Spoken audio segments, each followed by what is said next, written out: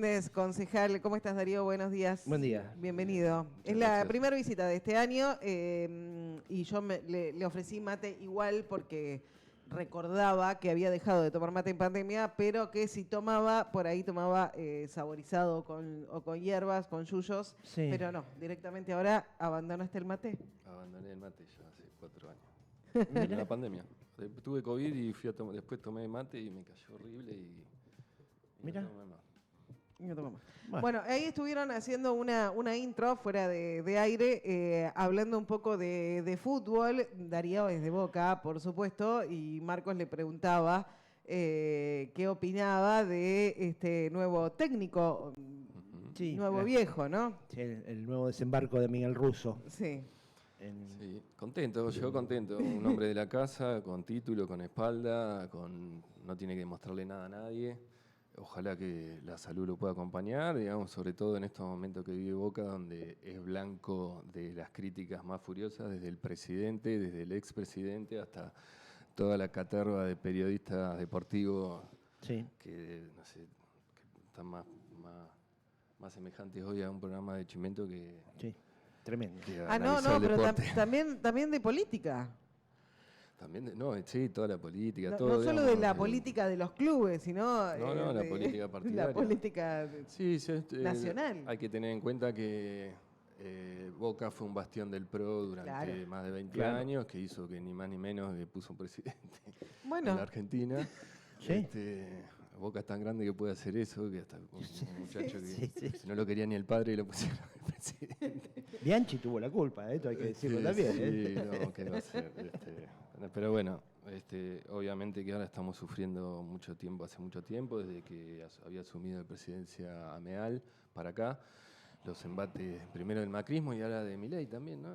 Sí. Que parece que... Pero bueno, yo de las personas que dicen que no hinchan más por un club, para mí pierden el respeto directamente. No, claro. O hinchar porque gane River siendo hincha de Boca, ya... No, claro. No. Habla más de esa persona que de otra cosa. Te convierte en o sea, un tipo que no le gusta el fútbol. De las peores cosas del mundo, sí. Claro. Sí. Es increíble, ¿no? Un presidente argentino que no le gusta el fútbol o que diga las cosas que dice. Bueno. No, que no le gusta comer con otras personas, compartir una mesa con otras personas. No le gusta comer, o sea, ya eso para un argentino. Claro, milanesa con papa frita, dale. No le gusta la papa frita, además. Duda. Se pone loco. Sí. Bueno, Darío, en las últimas horas hemos conocido un proyecto, una iniciativa tuya para ampliar la cobertura del pasajero frecuente.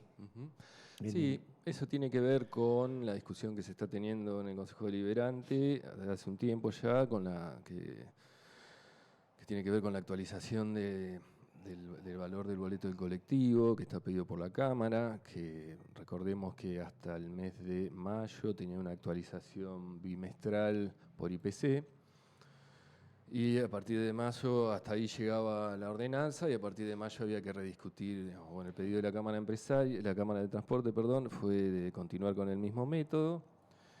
Pero bueno, en el Consejo Deliberante no ha logrado los consensos necesarios. Nosotros, para ampliar un poco la mirada que tenemos con respecto al tema transporte en general y en particular transporte público, creíamos conveniente que había que discutir un poco más amplio que el valor del boleto de colectivo. Entonces, a partir de esa discusión planteamos la ampliación de lo que es el pasajero frecuente, que es una medida que yo creo que es importante. ¿Por qué? Porque atiende a un pequeño universo que queda por fuera de todo el universo que está contemplado en los beneficios de la SUBE o del PASE. Recordemos que todos los estudiantes, desde la primaria hasta la universidad, tienen su boleto cubierto, que los trabajadores formales tienen el boleto obrero para poder viajar, que los beneficios SUBE tienen una cobertura con los beneficiarios de asignación universal por hijo, de planes sociales, veteranos de guerra, amas de casa, trabajadoras de casas particulares, etcétera. Y el universo que nos quedaba por afuera en su momento era el del trabajador informal, el que no tiene el recibo de sueldo para poder sacar el bono obrero, pero tampoco está contemplado el otro universo, que no es un universo muy grande, pero es un universo al fin, sobre todo que no tiene los beneficios de una paritaria, que no puede actualizar su salario, que no tiene esos beneficios. En su momento habíamos dado una discusión de la cobertura que podía tener, que podía ser hasta el 50%, más o menos.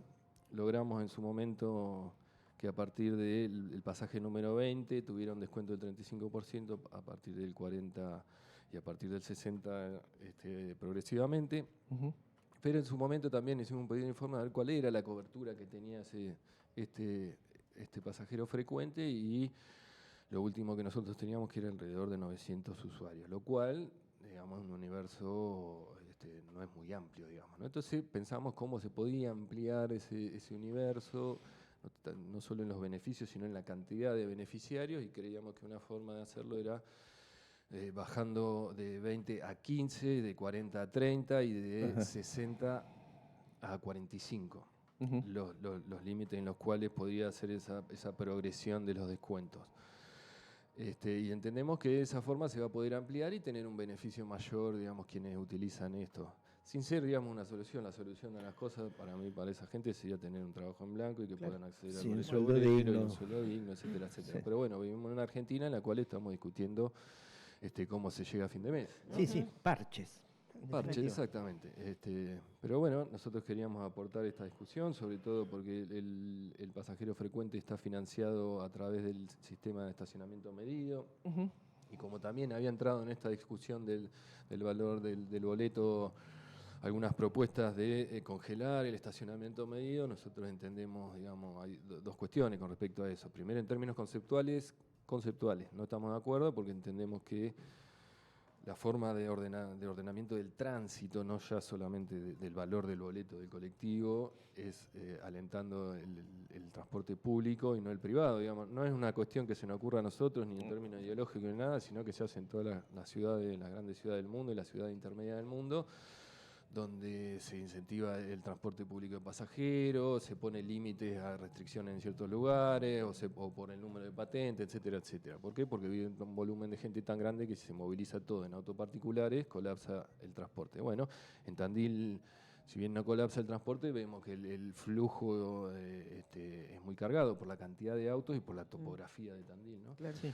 Entonces nosotros creemos que debe, en términos conceptuales, incentivarse el público por sobre el privado. Pero a su vez también somos conscientes de que el valor de la hora que se cobra de estacionamiento medio en la ciudad de Tandil es muy alta, ¿no? Ujú. Entonces también nosotros queríamos aportar esa discusión que nos parece totalmente aceptable, digamos, que también que se tenga en cuenta que se financian políticas públicas con eso, ¿no? Entonces en esa ecuación, en ese balance que se haga al final, que también se tenga en cuenta esto. Ujú.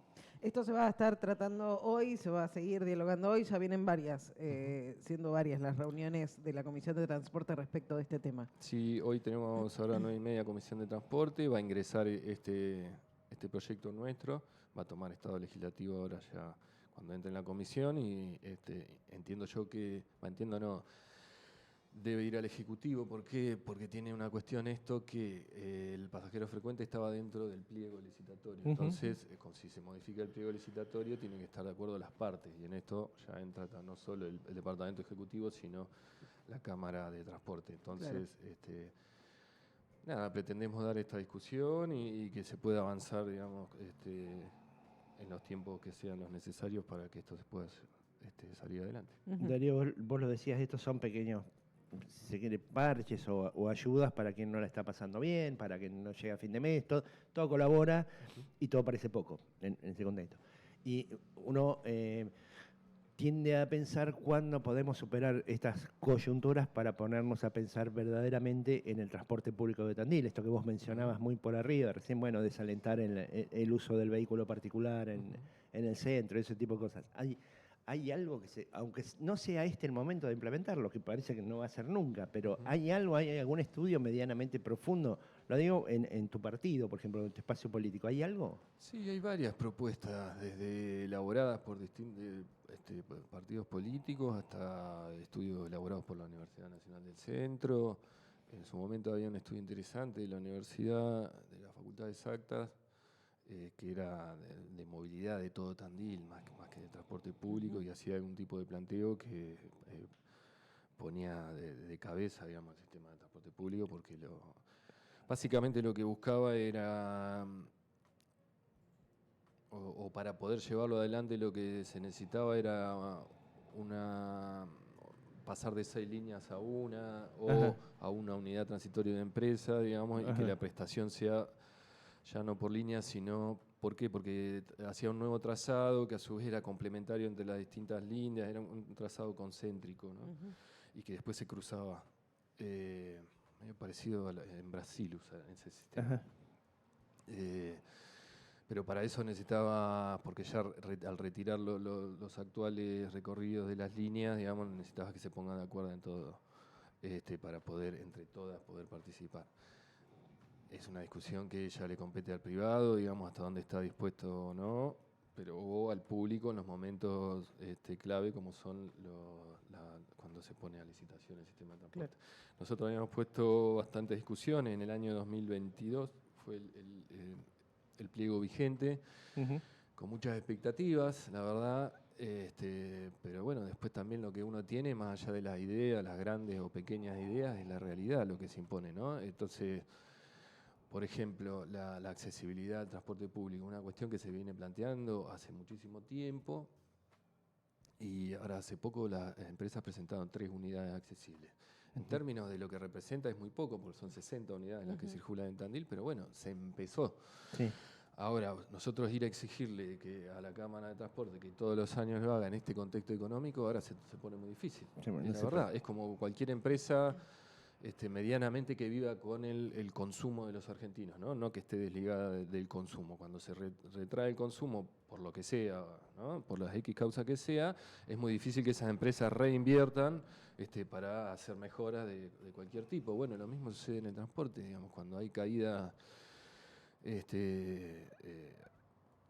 la tasa de ganancia que tienen las empresas, en el poder adquisitivo de los usuarios, en el poder adquisitivo de los choferes.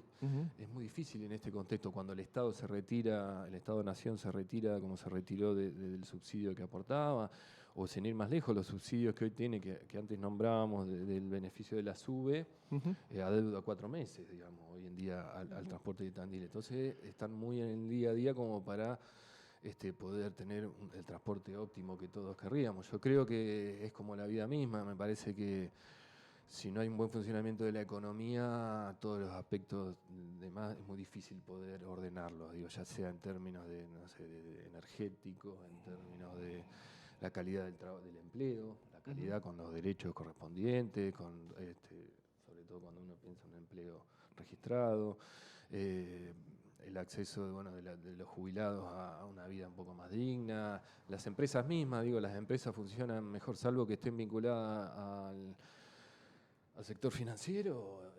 Durante el neoliberalismo no le va bien a las empresas, digamos. Ni a los comercios, ni a los comerciantes, digamos. Es cuestión de ir a recorrer un poco el centro. Y, bueno, hace poco se sacó una medida acá de los sábados no cobrar estacionamiento medido para ver si pueden alentar un poquito más el consumo, porque uno cuando charla con los comerciantes no venden. Claro. Es real eso, digamos. Entonces se está... Claro, que eso va a contramano, digamos, de la idea de que transiten menos autos y se incentive el uso del transporte público. Claro. Y aparecen estas medidas, digamos, como para tratar de acompañar de alguna manera a los comerciantes. Exactamente, es como poder armar un rompecabezas que a veces, digamos, claro. no entran todas las piezas te faltan piezas. Es repartir, es el cuento de la frazada corta, ¿no? Claro. Cuando la frazada es corta, uno puede tirar para abajo, para arriba, pero a algún lado queda destapado. Es administrar la escasez, la lamentablemente es así. Ayer o antes de ayer salió que la economía argentina tuvo una nueva contracción del 1,8%. Eso quiere decir que siempre que nos dicen que para distribuir hay que crecer, bueno, primero hay que crecer. Cuando se achica, ¿cómo se distribuye eso? Es lo que estamos hablando ahora, ¿no? Sí, sí, igual no está en las intenciones de este gobierno nacional distribuir. No, para nada. Claramente. Distribuir la pobreza. En tal caso, sí. Sí, el mensaje es claro. Lo dijo una vez el presidente de la Nación. La gente algo va a hacer para no morirse de hambre. La gente no es idiota. Sí, y eso es lo que algo va a hacer haciendo. Para no morirse de hambre. Y es eso, ¿eh? Es peligroso, ¿no? Porque también puede agarrar un revólver y salir a robar o a saquear. No está tan mal visto. Qué sé yo me parece que la gente tiene que ganarse el pan dignamente, y eso es con trabajo y con sueldos dignos, ¿no? Es muy raro lo de la Argentina de hoy. Es muy raro cuando alguien piensa en la teoría clásica o de economía, hablo, ¿no? De cómo bajar la inflación, cómo hacerlo. Yo creo que quemaron todos los libros los muchachos de esto, porque a nadie se le hubiera ocurrido en términos políticos decir, bueno, vamos a bajar la inflación cagando de hambre a toda la gente. Porque es lo que están haciendo deliberadamente. Sí. Y no solo que fueron por el salario de la gente, sino ahora que van por los ahorros de la gente. O sea, toda esa capacidad que algún sector de la población argentina tuvo en algún momento de tener alguna capacidad de ahorro, ahora ya te están diciendo, bueno, vas a tener que quemarlo para poder subsistir, digamos. Y es deliberado eso, no es que pasó porque no, están diciendo necesitan los dólares porque necesitan los dólares de ahorro de la gente para poder seguir sosteniendo sobre todo esta cuestión cambiaria, ¿no? Sí.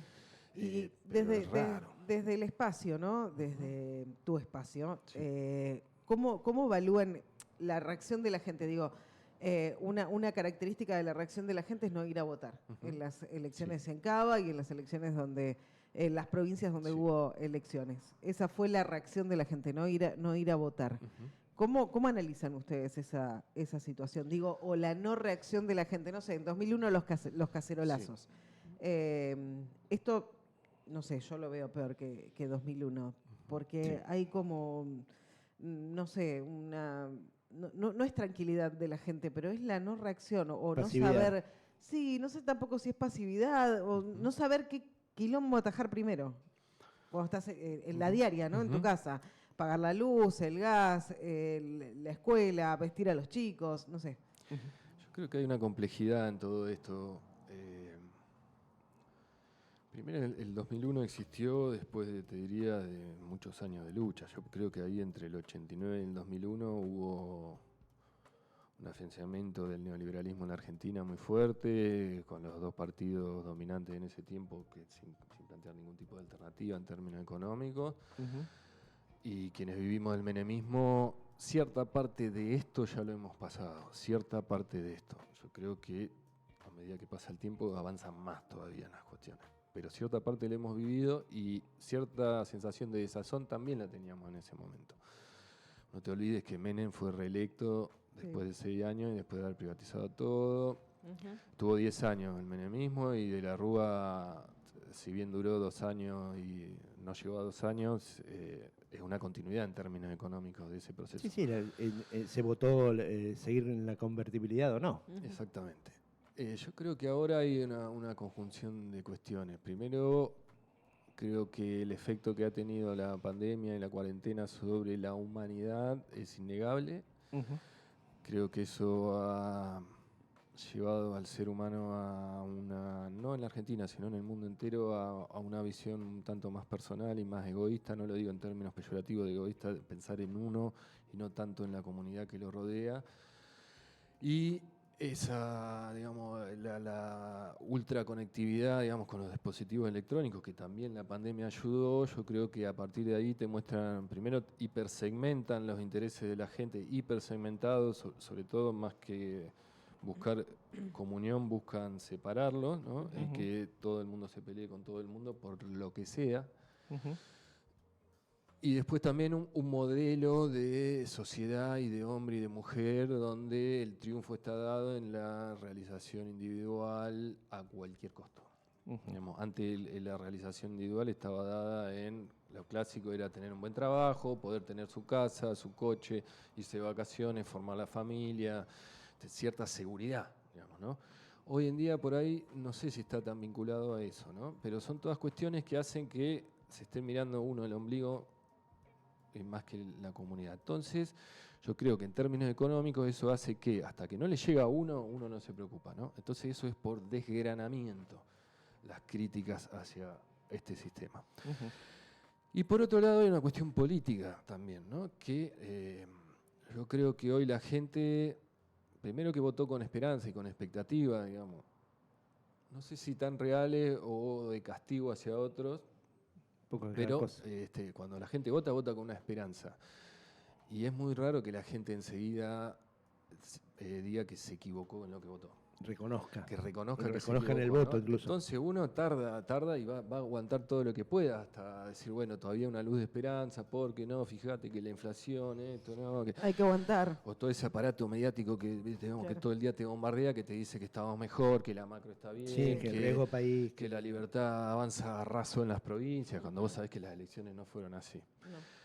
Y cuando la gente mira al costado qué es lo que hay, cuál es la alternativa, ve que está el peronismo que viene de gobernar 4 años, que no tuvo un buen gobierno. No tuvimos un buen gobierno y eso hay que decirlo y hay que reconocerlo, sobre todo cuando finalizando teníamos un proceso inflacionario bastante alto. A mí eso me hace acordar mucho a, sin parecerse ni siquiera, ¿no? Porque los que vivieron en el año 89 saben bien de lo que hablo. Esa hiperinflación del 89 de Alfonsín permitió un cheque en blanco de Menem después, ¿no? Sí. Entonces yo creo que en cierta medida esto está permitiendo un cheque en blanco. Y a su vez también, digamos, si uno mirase el peronismo hoy como alternativa a qué es lo que está proponiendo, ve mucha interna la gente, ¿no? El ciudadano de a pie ve que no están representando los intereses, entiendo, en términos generales, no estoy entrando en que esto, que el otro. No, el peronismo no está discutiendo cuáles son los problemas de la sociedad hoy, entonces es muy difícil que pueda haber una alternativa. Entonces yo creo que lo que tiene la gente en todo caso es cierta desazón. Y esa desazón hace que ni siquiera te dé ganas de ir a votar. Sí. Y a su vez, que yo creo que esa discusión era valedera en su momento, cuando están desdobladas la elección nacional de la local, digamos, a nosotros vamos a discutir en un plano que yo creo que hoy en día, esto sí ya es una opinión personal, la gente, las grandes preocupaciones que tiene cursan más por la realidad concreta de la economía, de ver que no llega a fin de mes y no tanto de si una cuadra más de cordón cuneta o menos, ¿no? Sí. Entonces yo creo que eso eso ha sido otra cosa que no ha ayudado a movilizar a la gente a votar por concejales. Nosotros en septiembre acá vamos a estar votando por concejales de la ciudad de Tandil y legisladores provinciales, que yo creo que nadie le conoce la cara a un legislador provincial. Nadie. Entonces es muy difícil en todo ese combo, en todo ese contexto que la gente diga que bueno, ¿no? Y aparte digo, también hay un bombardeo constante sobre la política, digamos. La política del gobierno es el agraviar constantemente la política. Sí. ¿Para qué? Para que la gente no lo vea como algo potable y como una alternativa que le puede llegar a solucionar los problemas. ¿Y le funcionó? ¿Le funcionó? Porque sí, el PRO acaba de desaparecer. No sé, guarda. Bueno. Hay acuerdo para ir en septiembre juntos y aparentemente la condición que ganó el PRO en esta discusión es en octubre también. El radicalismo, a ver, Manes armó una nueva línea política, o sea, sí. El radicalismo ya venía mal después de la Rúa, no logró recuperarse, y el peronismo va por la misma línea o hay diálogo, ¿en qué situación está? Sí, estamos en el riesgo de ir por la misma línea. Hoy en día lo que estamos viendo es un desmembramiento del poder político en términos generales.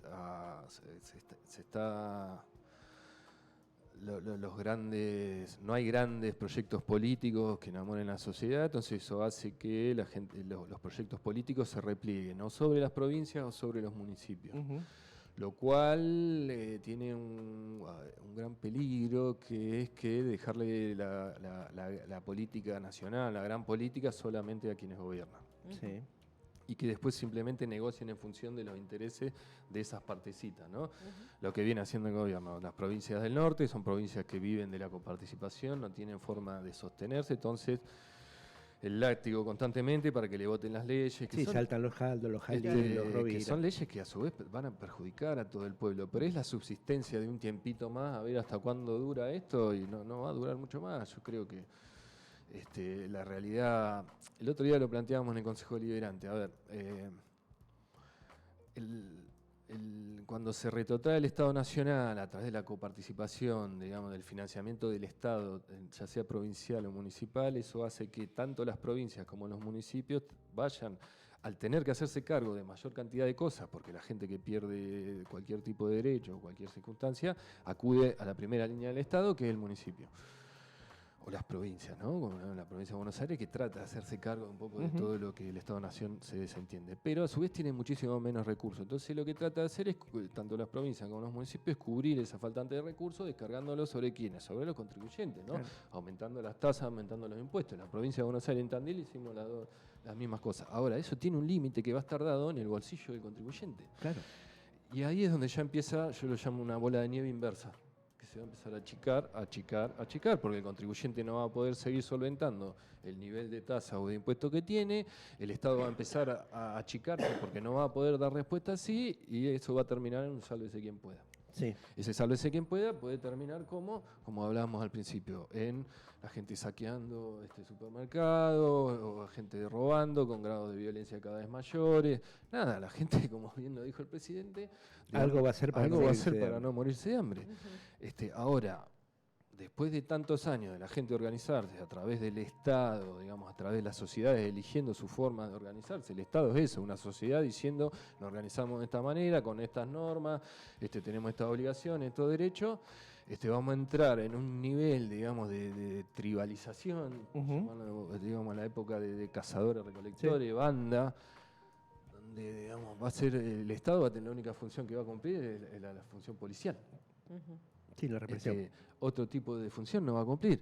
Ni siquiera la legitimación, ¿no? Weber decía que el Estado se sostiene sobre dos pilares, coacción y legitimación. Coacción a través del monopolio del uso de la fuerza, y legitimación a través de las elecciones. Las elecciones ya lo desincentivan para que la gente no participe, entonces un grupo muy reducido termina definiendo los destinos, y después palo. Ahora, el peronismo tiene un deber histórico de hacerse cargo en este momento de ese descontento en gran parte de la población, que no sé si es mayoritaria o minoritaria, pero es importante. ¿Cómo, vos lo decías recién, cómo no va a tener un mensaje que enamore si ese mensaje es bastante sencillo? Son dos o tres cosas sobre las que hay que ponerse de acuerdo. Sí, yo creo que no debiese ser difícil, porque el peronismo ha tenido la virtud de, en los momentos difíciles de la historia argentina, remangarse y poder levantar la patria, sacarla adelante. En momentos muy difíciles. Cuando asume Néstor Kirchner en el 2003 era un momento muy, muy difícil. Digamos, sí. Muy, muy difícil. Sí, y Duhalde también hay que decirlo. Y Duhalde también, en el año 2001 también era muy difícil, por más que uno no comulgue con ciertas cuestiones de él. Claro, pero yo creo que... No, bueno, pero pasaron... La manejó. Claro. Sí. Estaba al borde de la disolución el Estado argentino en ese momento, ¿no? Exactamente. De hecho, había propuestas de disolver provincias, regionalizar... que yo creo que en cualquier momento se viene esa. Sí. Hagamos el norte 2 o 3, la Patagonia no sé si la queremos, ahora con todo lo que estamos haciendo con Ushuaia parece que se la quisiéramos dar a algún país para que la colonice. Yo creo que sí, que tiene un deber histórico, porque el peronismo nació como con un momento con un deber histórico para la patria en el 45, que era hacerla grande. Y siempre creo que el peronismo en su ideario tuvo la nación de la patria, reivindicando de los primeros próceres de toda la Revolución de Mayo, la gesta sanmartiniana, la unidad nacional y la soberanía a través del rosismo, la participación política a través del irigoyenismo y también otros vestigios de nacionalismo. Parece que el peronismo se nutre de todas esas corrientes de pensamiento nacional, por ende debería tenerlo.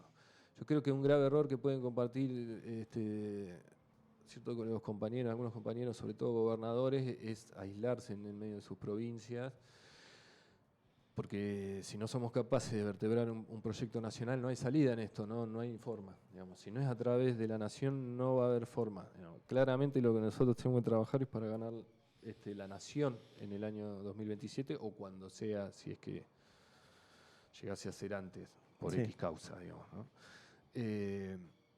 Lo que me parece que el gobierno de Alberto puso en tensión mucho, y se expresó en la política y se expresó en el gobierno, fue una discusión que subyajo al peronismo durante mucho tiempo, que es esa tensión que en la que puso el kirchnerismo al peronismo, ¿no? De la capacidad de volver a los alineamientos históricos que tuvo el peronismo en su momento, y que eso sea motivo de grandes disputas, sin correrle el culo a la jeringa y dando las disputas que había que dar. Eso yo creo que tensionó mucho al peronismo, que venía sobre todo de derrotado ya de la década del 80 y del 90, donde cierta parte de ese peronismo formaba parte del status quo. esa situación yo creo que se tensó y se expresó en el albertismo, donde claramente Alberto fue presidente porque ese peronismo era el que expresaba que con Cristina no alcanzaba. Sí. Entonces Cristina cede en esa posición, sobre todo con los gobernadores, para que tengan un candidato ¿por qué? Porque Cristina, entendiendo que había que ser capaces de vertebrar un proyecto nacional que si no, no se llegaba, ¿no? En ese momento estaba Macri, que no era ni cerca de lo que hay ahora, pero que igual representa, digamos, los mismos intereses económicos y políticos. Y esa discusión no saldó porque, digamos, el gobierno del Frente de Todos es la expresión de habernos saldado esa discusión, ¿no? Cristina con un planteo y Alberto haciendo otra cosa totalmente distinta. Y porque claramente se puso un nombre y fue la unidad por la unidad y para ganar y nada más, y no había un proyecto. Alianza electoral. Exactamente. Era solo una alianza electoral. Yo creo que ahí hubo un error que algunos compañeros pensaron que era simplemente replicar ciertas medidas del kirchnerismo en otro contexto, digamos. No, bueno, no le ayudó nada Alberto tampoco. No le ayudó nada, sobre todo él no se ayudó a sí mismo. No, claro. Y cuando uno a veces tiende a cometer el error de entender que las discusiones son política partidaria o de fracciones de cosas en disputa de poder, pero por ahí, si uno analiza con frialdad y sin la pasión del momento, me parece que lo que se estaba discutiendo en las grandes discusiones que tuvo Cristina con Alberto, grandes discusiones no, porque las planteó Cristina y no hubo discusión porque no hubo siquiera debate, ¿no? Tenía que ver, digamos, con cuestiones que después sucedieron y que lamentablemente sucedieron y que tenía que ver con un modelo de país, ¿no? De si nosotros íbamos a hacer un crecimiento con distribución o porque no le fue mal a todos durante el gobierno de Alberto. No. Cuando uno mira los balances de las grandes empresas, ve que no le fue mal a las grandes empresas. Entonces, digamos, si el Estado se corre... No. Es raro que le vaya mal a las grandes empresas. Con el peronismo siempre le va bien a las empresas. No, le va bien a las grandes y a las medianas, te diría, y a algunas pequeñas de acuerdo a los sectores también, porque... Digamos, ahí hubo algo, digamos, que corríamos, la falta de dólares hizo que nosotros tengamos un proceso inflacionario, que la falta de dólares hizo que no pudiéramos desarrollar cierta parte de la economía, pero a su vez, digamos, una decisión política muy fuerte de que las paritarias acompañasen esos procesos, entonces tratábamos de no perder ahí, pero había algunos sectores voraces, sobre todo del capital, que... Uno tiraba, yo me acuerdo en ANSES, eso se mide en miles de millones de pesos, cuando vos decías ponerle un IFE equivalía a tantos miles de millones, y automáticamente esos tipos iban por todo eso, no iban por 10 pesos tuyos, 10 pesos tuyos. Iban por esa parte de la torta de la economía que había nueva. Y digo, y el capital es el capital, digamos. Su lógica es reproducirse. Digo, y ahí está el rol del Estado y sobre todo la visión del peronismo del rol del Estado, digamos. Es ponerle límite y actuar para distribuir. Si vos no pones límite y no actuás para distribuir, el capital no se distribuye por manera. Yo creo que eso, llevado a una discusión política, no saldó en ese gobierno. Y yo creo que hoy en día todavía sigue subsistiendo esa discusión política de qué peronismo queremos ser, ¿no?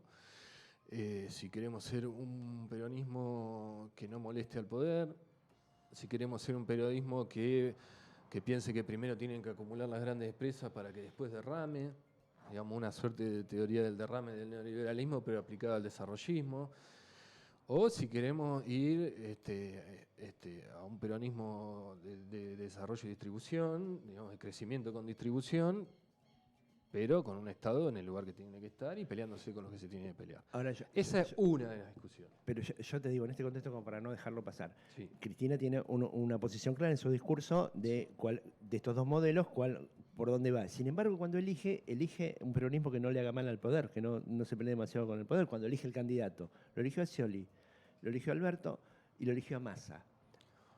Bien. ¿Vos de dónde sacaste que Cristina eligió a Scioli? ¿De dónde sacaste que Cristina eligió a Scioli?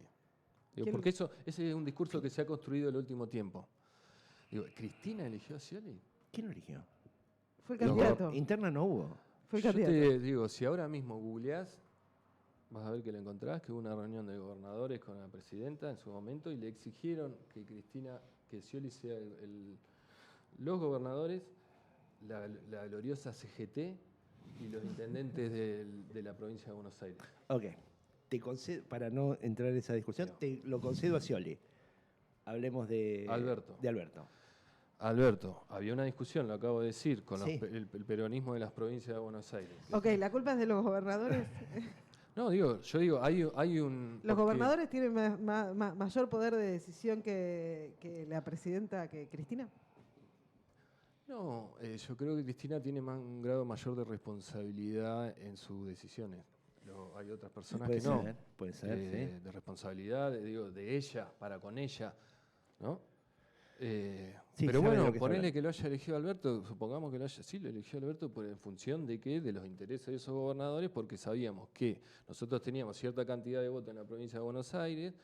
Alberto había armado con Randazzo en la provincia de Buenos Aires, financiado por los gobernadores. No lo estoy inventando yo, eso fue así. Digamos, Alberto era el armador de Randazzo en la provincia de Buenos Aires, que los gobernadores de la provincia de Buenos Aires, del interior, armaron en la provincia de Buenos Aires, ¿no? Como Cristina en su momento le damos unidad ciudadana en algunos lugares, ellos también nos armaron a nosotros. Bueno, después había esa discusión de unidad hasta que duela, que esto, que venía más, que esto, que el otro. Bueno, pues sí, lo ponemos a Alberto porque Cristina, ¿qué decía en su momento? Si yo soy la candidata a presidente, lo que vamos a discutir todo el tiempo es mi cuestión judicial, no la cuestión de lo que tenemos que discutir, ¿no? Otra vez la responsabilidad sobre Cristina, ¿no? Sí. Entonces, yo digo, hay que analizar las cuestiones en su contexto, porque, viste, Cristina, elegir Cristina, lo eligió el gobernador de la provincia de Buenos Aires. Ese es elegir uno propio. ¿A quién? A Axel Kicillof, al compañero Axel Kicillof. ¿O no lo eligió ella? Sí, pero el laburo lo hizo él, lo del Clio lo hizo él, digo. El Clio, yo pensé que el Clio éramos nosotros, porque lo que hacíamos... ¿Pero por qué se Bueno, pero pará, porque acaba de decir el compañero Kicillof. ¿Qué querés discutir, digamos?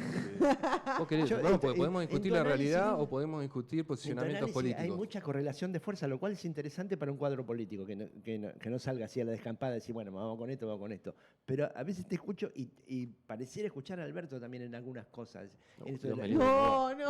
La correlación de fuerza es no confiar, digo, y sobre todo si estamos hablando de un acto eleccionario, no confiar mucho en la gente. No, yo creo que poner Cristina lo que más confía, si alguien lo que más confía es Cristina en la gente.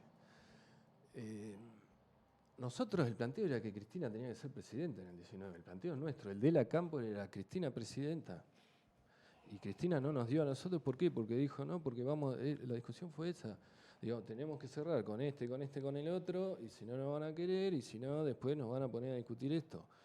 Cristina, ¿qué hizo para eso? Bueno, dijo, yo garantizo los votos yendo de vice, a riesgo de lo que ya sabemos. Massa va a la Cámara de Diputados, y el kirchnerismo se queda a la provincia de Buenos Aires. No hubo discusión ahí, no hubo interna, no hubo nada. Sí, el kirchnerismo se queda a la provincia de Buenos Aires. Lo mandaron a Axel a caminar. Nosotros hicimos todos los actos en todos los lados le digo yo, porque lo organicé yo. Sí. No me lo contaron. Entonces lo del Clio está todo bien con el Clio. Pero digo, el Clio, hay compañeros y compañeras atrás de un Clio, digamos. Sería también bajarle el precio al compañero, decir que el Clio. No, obvio. Laburó sobre algo que ya estaba constituido, que era el kirchnerismo, ¿no? Sí. Un compañero, como podría haber elegido a otro compañero, Cristina, lo eligió a él porque estaba bien visto, porque había estado justo los últimos años al frente del Ministerio de Economía, etcétera, etcétera. Bien. ¿Cuál es la discusión? ¿Cuál es la discusión? ¿Qué discuten? ¿Liderazgos o proyectos? Hoy. ¿Quién está discutiendo a quién? No sé. Darío. Yo no estoy en la rosca, en la interna, no estoy muy metido dentro, pero lo que dejan trascender es esta disputa entre el cristinismo, para ponerle también ahí a la Cámpora y a la propia Cristina, y el gobernador. Yo no sé bien qué están discutiendo. Me decís, ¿discuten liderazgo? Está bueno. Yo creo que lo que está discutiendo es eso, el gobernador. A mí me gustaría que discutieran un proyecto de la país. provincia de Buenos Aires, en este momento y en este contexto que estamos hablando, que describimos anteriormente, en este contexto, el compañero gobernador de la provincia de Buenos Aires está dando una disputa de liderazgos en el movimiento nacional. ¿Y está mal? En este contexto, en este lugar, y no sé, es lo que está discutiendo la gente, no sé, lo que estábamos hablando. Es lo que está discutiendo. La gente está preocupada a ver cuál es el liderazgo. Por eso digo, discutir un proyecto de país, una propuesta de país. A ver, hacia adentro del kirchnerismo podemos tener esta discusión y podemos tener la larga, ¿no? Sobre lealtades, deslealtades, momentos. Hacia afuera, el peronismo todo, yo creo que la discusión debería ser está todo bien, cada uno puede hacer lo que quiera, digamos, ¿no? ¿Quién es quién para prohibirle a alguien, sobre todo cuando ganó por los votos y tiene legitimidad de los votos? Ahora, ¿es el momento de discutir esto? Y tercero, digo, nosotros no le estaremos haciendo un favor a quienes quieren meter presa a Cristina, a todo eso en este momento, entregando a la compañera y exponiéndola de la forma que lo hacemos. ¿Se merece eso? Digo, yo Darío Méndez, yo creo que le debo todo a Cristina porque estoy en los lugares donde estoy, porque estoy Cristina. Entonces yo entiendo que no, Pero bueno, yo tengo una visión de las cosas, ¿no? Entiendo que los liderazgos políticos no se construyen por autodefinición o porque mis amigos del costado me digan que yo soy. Los liderazgos los construyen los pueblos. Y para eso también, hay historia, digamos. Perón pudo volver 18 años después porque había un pueblo que vivaba a Perón, que yo creo que Cristina pudo volver en 2019 o hacer eso que hizo con Alberto. ¿Por qué? Porque el pueblo argentino lo hacía. Ahora, yo hice un ejercicio cuando fue la elección del PJ, nosotros hicimos un ejercicio que fue ir a tocar timbre a las casas de los compañeros afiliados justicialistas, y los compañeros estaban contentos con que Cristina sea presidenta del Partido Justicialista, no otros compañeros, ¿no? Porque estaban discutiendo otras cosas. Bueno, yo creo que la tensión está ahí, ¿no? Entre cierta dirigencia y el pueblo argentino, digamos. Si la dirigencia va a representar los intereses del pueblo argentino o va a representar los intereses o la apetencia de la dirigencia. Que son legítimas, son legítimas.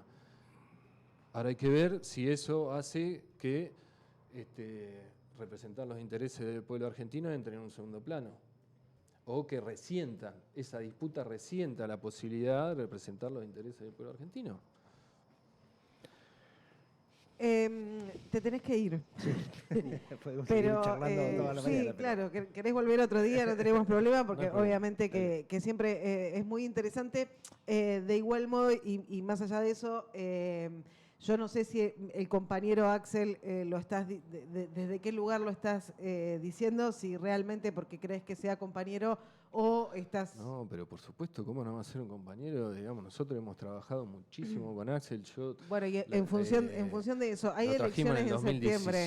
En el 2016, en el 2017, en el 2019, en el 2020, en todo. Hemos trabajado en Tandil, digo, Rogelio ha trabajado, pero... Sí, y ahora no puede trabajar más. Estamos trabajando. Claro, y ahora rumbo al 7 de septiembre, digo, la construcción en la provincia de Buenos Aires. El proyecto urbanístico más importante de la ciudad de Tandil, lo seguimos trabajando, no es que nosotros, yo ya hablo todo el tiempo con la provincia, no es que nosotros no gestionamos con la provincia de Buenos Aires. Después ocurrió cosas acá que a nosotros, acá en Tandil, el peronismo lo rompieron. ¿Quién lo rompió? Esta disputa. Ajá. Pero le echan la culpa a ustedes del otro sector. Pero eso lo vamos a hablar en otra charla vamos a hablarlo de eso si querés. Yo no armé ninguna mesa. Yo te digo lo que dicen ellos.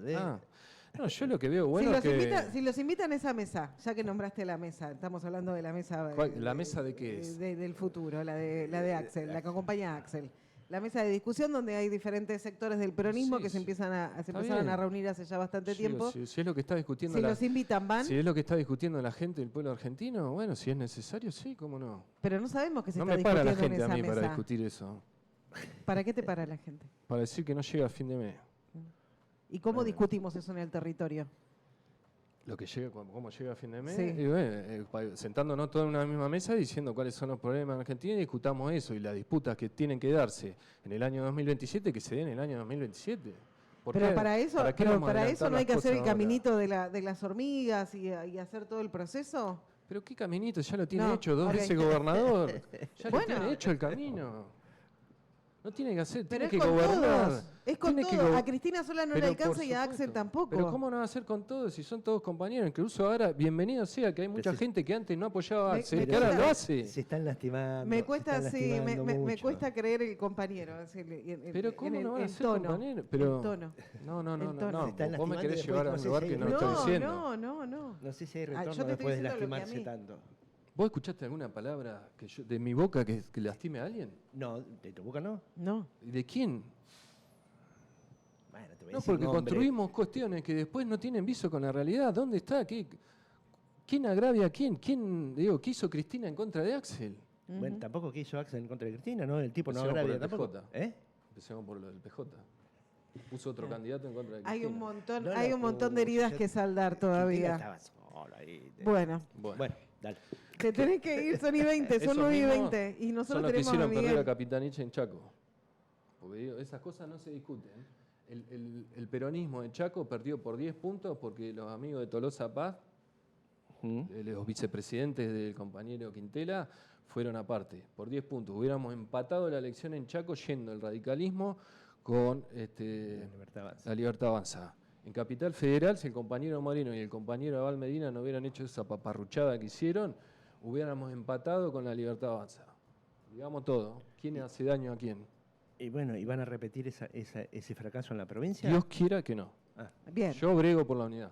perfecto. Bueno, fenómeno. Ahí Si está. no hay futuro. Me quedo con eso. Los dirigentes no me interesa el futuro de los dirigentes, ni de Axel, ni de Cristina, ni el mío.